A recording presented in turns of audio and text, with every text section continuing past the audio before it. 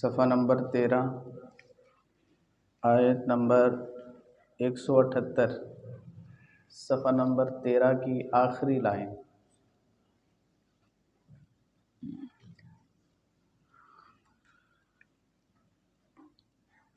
اعوذ باللہ من الشیطان الرجیم، بسم اللہ الرحمن الرحیم۔ یا ایہا الذین آمنوا کتب علیکم القصاص فی القتلی، الحر بالحر والعبد بالعبد والأنثى بالأنثى، فمن عفي له من أخيه شيء فاتباع بالمعروف وأداء إليه بإحسان، ذلك تخفيف من ربكم ورحمة، فمن اعتدى بعد ذلك فله عذاب أليم۔ وَلَكُمْ فِي الْقِصَاصِ حَيَاةٌ يَا أُولِي الْأَلْبَابِ لَعَلَّكُمْ تَتَّقُونَ۔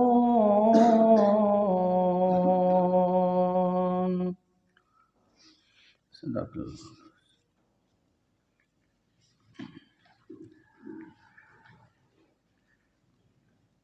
کل کا سبق صفحہ نمبر 12 کی آخری لائن، لیس البر ان تولوا وجوہکم قبل المشرق والمغرب، نیکی محض یہی نہیں ہے کہ تم اپنے چہروں کو مشرق کی طرف پھیر لو یا مغرب کی طرف، ولیکن البر من آمن باللہ والیوم الآخر والملائکۃ والکتاب والنبیین، اصل میں نیکی ہے کہ جو اللہ پر ایمان رکھے، آخرت کے دن پہ ایمان رکھے، فرشتوں پر، کتاب اللہ پر اور نبیوں پر ایمان رکھے۔ وَآتَى الْمَالَ عَلَى حُبِّهِ ذَوِي الْقُرْبَى وَالْيَتَامَى وَالْمَسَاكِينِ وَابْنَ السَّبِيلِ وَالسَّائِلِينَ وَفِي الرِّقَابِ، اور اللہ کی محبت میں مال خرچ کرے یا محبت مال سے کرنے کے باوجود خرچ کرے اللہ کی راہ میں، قریبی رشتہ داروں پر، یتیموں پر، مسکینوں پر، مسافروں پر، سوال کرنے والوں پر اور غلامی سے آزاد کروانے کے لیے، گردنیں چھڑانے کے لیے۔ وَأَقَامَ الصَّلَاةَ وَآتَى الزَّكَاةَ، اور نماز قائم کرتے ہیں اور زکوٰۃ ادا کرتے ہیں۔ وَالْمُوفُونَ بِعَهْدِهِمْ إِذَا عَاهَدُوا، اور جب وہ وعدہ کرتے ہیں تو اس وعدے کو پورا کرتے ہیں۔ وَالصَّابِرِينَ فِي الْبَأْسَاءِ وَالضَّرَّاءِ وَحِينَ الْبَأْسِ، تنگ دستی میں اور تکلیف بیماری میں اور جہاد لڑائی میں صبر کرتے ہیں۔ اولئک الذین صدقوا، یہی وہ لوگ ہیں جو سچے ہیں۔ وَأُولَئِکَ هُمُ الْمُتَّقُونَ، اور یہی لوگ ہیں جو پرہیزگار ہیں۔ کسی نے شمار کیا ہے کہ یہ میں نے کل عرض کیا تھا کہ اس ایک آیت کے اندر اللہ رب العزت نے پرہیزگاروں اور سچے لوگوں کے عقائد، ان کے اعمال اور ان کے اخلاق کا ذکر کیا ہے۔ اس ایک آیت کے اندر کتنے عقائد، اعمال اور اخلاق کا ذکر ہوا ہے؟ 1 منٹ کے اندر آپ نوٹ کر لیں۔ گنے خان صاحب،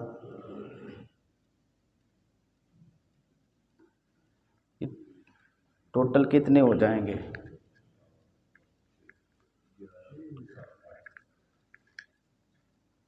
عقائد بھی، اعمال بھی اور وہ عمل جو اخلاق بھی ہیں۔ تینوں ملا کے کتنے بنیں گے؟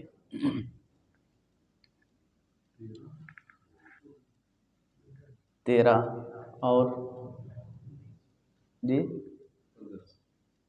15 اور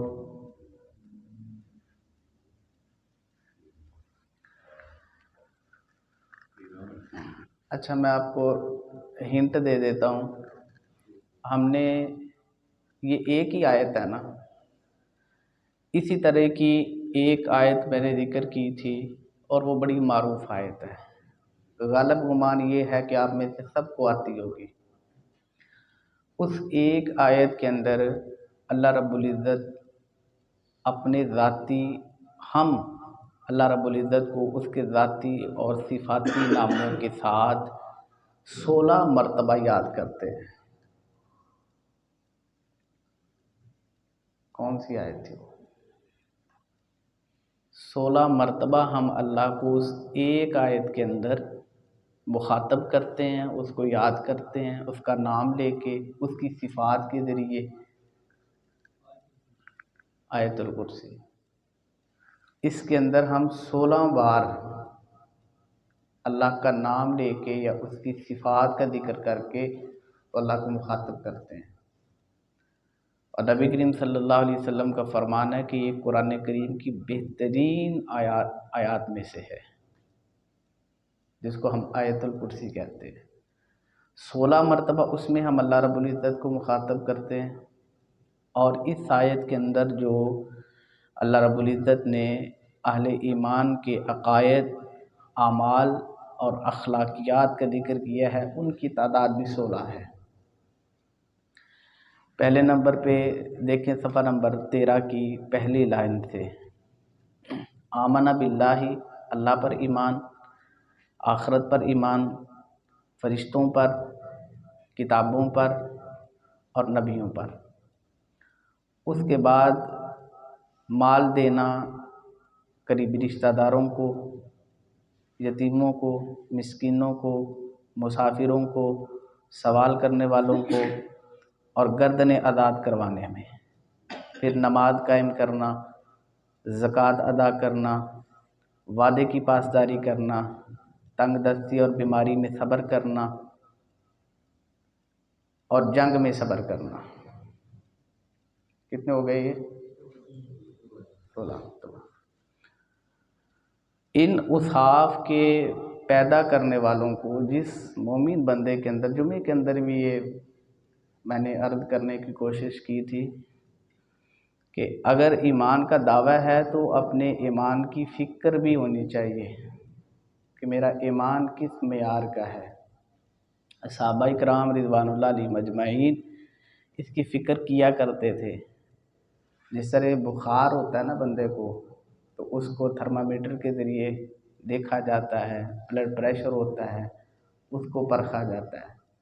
صحابہ کرام ایسے ہی اپنے ایمان کی فکر کرتے تھے. اور ایک بات اور ہے کہ فکر سے انسان کی جان نہیں چھوڑتی. اور کسی شاعر کا ایک مصرع ہے کہ فیض احمد فیض کا، کہ غم عشق نہ ہوتا تو غم روزگار ہوتا. کوئی نہ کوئی فکر جو ہے وہ انسانی فطرت کا خاصہ ہے. تو صحابہ اکرام کی فکر تھی اپنے ایمان کی ججمنٹ، تو اللہ نے ان کو اور بہت ساری فکروں سے بچا لیا تھا. روزانہ بلڈ پریشر دیکھنا، شوگر دیکھنا، بخار دیکھنا، طرح طرح کی بیماریاں ہیں. ہماری فکر اور قسم کی ہے، ان کی فکریں اور قسم کی تھی. تو یہ ایک راستہ ہے، انسان اپنے لیے جو راستہ منتخب کرتا ہے اللہ اس کو اسی راستے پہ چلا دیتا ہے. یہ اصول ہے اس کا. سورہ بنی اسرائیل کی آیتیں میں نے ریفرنس میں پیش کی تھی، کُلًا نُمِدُّ ہؤلاء وہؤلاء. اللہ کہتا ہے کہ اس راستے کا مسافر میں اس کی بھی مدد کرتا ہوں، اس راستے کا مسافر میں اس کی بھی مدد کرتا ہوں. حضرت حنظلہ رضی اللہ تعالیٰ عنہ، بخاری شریف کے اندر یہ روایت ہے، حنظلہ رضی اللہ تعالیٰ عنہ گلی سے گزر رہے تھے اور بآواز بلند کہتے جاتے تھے کہ حنظلہ تو منافق ہو گیا ہے، حنظلہ تو منافق ہو گیا ہے. تو حضرت ابوبکر رضی اللہ تعالیٰ عنہ انہیں ملے تو پوچھا کہ حنظلہ یہ کیا کہتے ہو تم؟ تو انہوں نے کہا جی کہ حنظلہ جب نبی کریم صلی اللہ علیہ وسلم کی صحبت میں بیٹھتا ہے تو ایسے لگتا ہے کہ جیسے جنت اپنی آنکھوں سے دیکھتا ہے، جہنم اپنی آنکھوں سے دیکھتا ہے، اللہ اور اس کے رسول کی محبت، مودت، عقیدت کے سوا دنیا کی ہر چیز حقیر نظر آتی ہے۔ تو جب میں اپنے گھر میں آتا ہوں، اپنے کھیتوں میں جاتا ہوں، کام دھندہ کرتا ہوں، تو وہ کیفیت نہیں رہتی جو نبی کریم صلی اللہ علیہ وسلم کی صحبت میں رہتی ہے۔ تو حضرت ابو بکر رضی اللہ تعالیٰ عنہ کہنے لگے کہ پھر تو میرے ساتھ بھی یہی کیفیت ہوتی ہے کہ جب آپ کے پاس ہوتے ہیں تو ایمان کی حالت کوئی اور ہوتی ہے، جب ہم اپنے گھر میں چلے جاتے ہیں تو ایمان کی وہ کیفیت باقی نہیں رہتی۔ تو دونوں نبی کریم صلی اللہ علیہ وسلم کے پاس گئے اور پوچھا آپ سے کہ حضور یہ کیا بات ہوئی کہ ہماری کیفیت کیوں بدل جاتی ہے، ایمان کی حالت کیوں بدل جاتی ہے؟ اور حضرت ابو بکر رضی اللہ تعالیٰ عنہ نے موقع دیا حضرت حنظلہ رضی اللہ تعالیٰ عنہ کو کہ پہلی فکر تمہاری تھی، سوال بھی پہلے تم کرو۔ حالانکہ بزرگی کے اندر حضرت ابو بکر رضی اللہ تعالیٰ عنہ کہیں ان سے زیادہ تھے، مرتبے کے اندر کہیں ان سے زیادہ تھے، لیکن کیونکہ یہ پہلی فکر حضرت حنظلہ کی تھی اس لیے کہا کہ پہلے تم سوال کرو۔ تو حضرت حنظلہ نے نبی کریم صلی اللہ علیہ وسلم سے اپنی اس کیفیت کا ذکر کیا تو آپ نے مسکرا کے کہا حنظلہ یہی ایمان ہے۔ فکر تو ہے نا، اپنی اس کیفیت کو نوٹ تو کیا نا، ججمنٹ تو کیا نا، تھرمامیٹر رکھا تو ہے نا۔ آپ نے فرمایا یہی ایمان ہے۔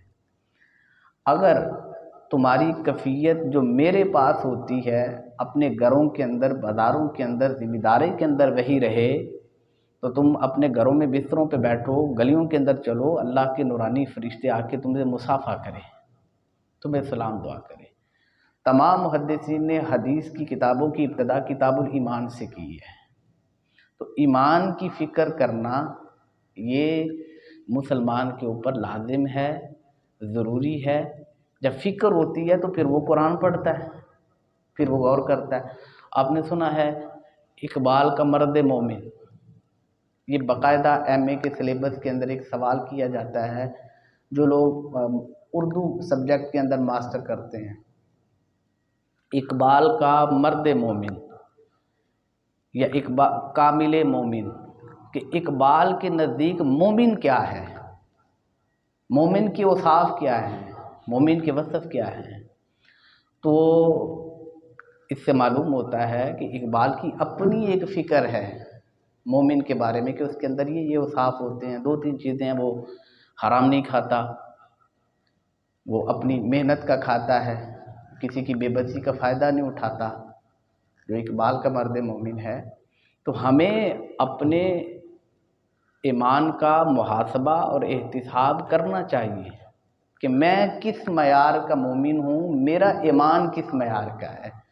پھر فکر پیدا ہوتی ہے، پھر بندہ قرآن کی وہ آیتیں پڑھتا ہے جس کے اندر اللہ نے اپنے مومن بندوں کے اوصاف بیان کیے ہیں، پھر وہ ان اوصاف کو اپنے اندر پیدا کرتا ہے، پھر ان کی حلاوت دیکھتا ہے، پھر ان کی مٹھاس دیکھتا ہے، پھر ان کا مشاہدہ کرتا ہے۔ اللہ کی ذات ہمیں توفیق نصیب فرمائے۔ یا ایھا الذین، اے وہ لوگو، آمنو، جو ایمان لائے ہو، کتبہ، فرض کر دیا گیا ہے، علیکم، تم پر، القصاص، قصاص کو، فی القتلی، مقتولوں کے بارے میں۔ اے ایمان والو، تم پر مقتولوں کے بارے میں قصاص فرض کر دیا گیا ہے۔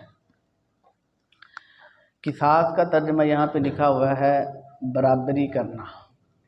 قصاص یہ ہوتا ہے کہ اگر کسی نے، آگے اللہ رب العزت اس کی وضاحت کر دیں گے قصاص کی، کہ اگر کسی نے کسی کو قتل کر دیا ہے تو اسلامی شریعت کے اندر شرعی عدالت کا جو قاضی ہے وہ مقتول کے بدلے میں قاتل کو قتل کرنے کا حکم دیتا ہے۔ یہ قصاص ہے۔ اللہ رب العزت نے اس امت کے اوپر قصاص کو فرض کیا ہے، اور یہ قصاص کا سارا جو نظام ہے یہ شرعی عدالت کے تحت ہوتا ہے۔ یا کسی علاقے کی جو پنچایت ہوتی ہے یا جو عدالت ہوتی ہے، انسان از خود اس بات کا مکلف نہیں ہے کہ اگر اس کا قتل ہوا ہے اس کے کنبے قبیلے میں یا اس کے خاندان میں یا اس کے بھائیوں میں سے، تو وہ بغیر شرعی عدالت کے مقتول قاتل کو قتل نہیں کر سکتا۔ پہلے وہ شرعی عدالت کے اندر اپنا مسئلہ لے کے جائے گا، پھر عدالت قاضی اس کے حق میں فیصلہ دے گا، پھر وہ اس کو قتل کرے گا، اور یہ سزا اعلانیہ ہوتی ہے۔ اب ہمارے ہاں تو چونکہ یہ وہ اسلامی نظام ہے نہیں، شرعی عدالتیں ہے نہیں، یہاں تو طاقتور کا قتل ہی نہیں ہوتا، اور جو کمزور ہے اسی کے کھاتے میں ہر چیز ڈالی جاتی ہے۔ ان آیات کا بھی ایک سیاق و سباق ہے۔ ابن کثیر نے لکھا ہے کہ یہ ایک تاریخ انسانی کا بڑا کمزور پہلو رہا ہے کہ جب بھی کوئی کمزور جرم کرتا ہے، کمزور گناہ کرتا ہے، تو اسے سزا دی جاتی ہے، اور جب طاقتور جرم کرے، طاقتور اتنا بڑا جرم کرے کہ وہ قتل کر دے، تو اسے سزا نہیں دی جاتی۔ اور یہ آج کی مہذب دنیا کے اندر بھی یہ کسی نہ کسی طرح سے ہے ایسا۔ مجھے یاد نہیں کہ وہ کیا نام تھا اس کا، ڈیورڈ، اس طرح کا نام، ریمنڈ ڈیوس، وہ ایک طاقتور دنیا سے آیا تھا نا، سپر پاور سے آیا تھا، تو کیسے اس کو انہوں نے یہاں سے نکلوایا اور دیت دی گئی، ان کے گھر والوں کو راضی کیا گیا۔ اب یہ نہیں دیکھا جاتا کہ اس کے گھر والے راضی ہیں یا نہیں ہیں، طاقت کے بل بوتے پہ وہ راضی کر لیں گے، اگر راضی نہیں ہوں گے تو کوئی اور راستہ نکال لیں گے۔ یہ آیات نازل ہوئی مدینہ منورہ کے اندر۔ اس وقت مدینہ کے اندر یہودیوں کا جو اکٹھ تھا، اجتماع تھا، یا جو پنچایتی نظام تھا، وہ یہودیوں کا تھا، اور زیادہ تر لوگ اسی کو فالو کرتے تھے جو مدینہ کے اندر رہتے تھے۔ ان کے دو بڑے قبیلے تھے، قبیلہ بنو نذیر اور قبیلہ بنو قریظہ۔ ان دونوں کی جنگ ہوئی، قبیلہ بنو نذیر کی اور قریظہ کی۔ میں نے پہلے عرض کیا تھا کہ یہ جنگیں بھی زیادہ تر مشرکین عرب کرواتے تھے یا یہودی کرواتے تھے اپنے وجود کو زندہ رکھنے کے لیے۔ تو اس جنگ کے اندر بنو نذیر کو فتح ہوئی، بنو قریظہ جو ہے وہ مغلوب ہو گئے۔ اب جو فتح تھے جن کو ہوئی وہ حاکم ہو گئے، اور جن کو شکست ہوئی وہ محکوم ہو گئے۔ اصول ان کا یہ تھا کہ بنو نذیر فاتح تھے، حاکم تھے، ان کا کوئی شخص بنو قریظہ کے کسی شخص کو قتل کرتا تو بدلے کے اندر اسے قتل نہیں کیا جاتا تھا، البتہ دیت دلوائی جاتی تھی 100 وسق کھجوریں۔ وسق وہ عرب کا ایک مخصوص برتن ہے، اس کے اندر وہ 100 وسق وہ کھجوریں دیت دلواتے تھے۔ اس کے برعکس اگر بنو قریظہ کا کوئی شخص بنو نذیر کے کسی شخص کو قتل کر دیتا، حاکم قبیلے کا محکوم قبیلے کے کسی شخص کو قتل کر دیتا، تو وہ اس کے بدلے میں اس کو قتل کرواتے، اور اگر وہ محکوم قبیلے کا قاتل طاقتور ہوتا تو وہ اسے دیت دلواتے۔ اب دیت کے اندر بھی وہ فرق کرتے، 200 وسق کھجوروں کا اس پہ دیت فرض ہوتی تھی یا واجب ہوتی تھی جو حاکم قبیلہ تھا۔ تو اللہ رب العزت نے وہ سارے جو اصول تھے ان کو توڑا، ان کو ختم کیا، اور برابری کا اصول پیش کیا۔ آگے اس کی یہ وضاحت ہے کہ الحر آزاد بالحری، آزاد کے بدلے، والعبد بالعبد، غلام غلام کے بدلے، والانثى بالانثى، عورت کے بدلے۔ آزاد شخص کسی آزاد کو قتل کرے گا تو وہ اس کے بدلے میں قتل ہوگا، غلام شخص کسی غلام کو قتل کرے گا تو وہ اس کے بدلے میں قتل ہوگا، عورت کسی عورت کو قتل کرے گی تو وہ اس کے بدلے میں قتل ہوگی۔